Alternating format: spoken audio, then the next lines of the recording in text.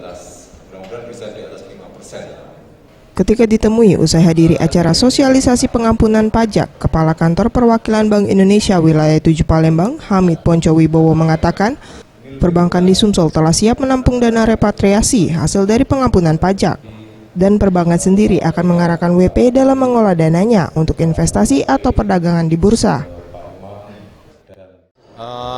Perbankan selama ini sudah siap untuk menampung dana repatriasi.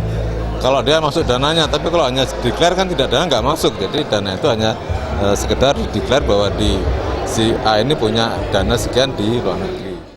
Hal senada juga dikatakan Ridwan, Kepala Bank Mandiri Regional 2 Sumatera 2 Palembang. Pihaknya siap mendukung program Tax Amnesty, baik yang repatriasi maupun deklarasi. Hingga saat ini ada 223 cabang dan didukung oleh anak-anak perusahaan yang sudah terbiasa mengelola dana investasi.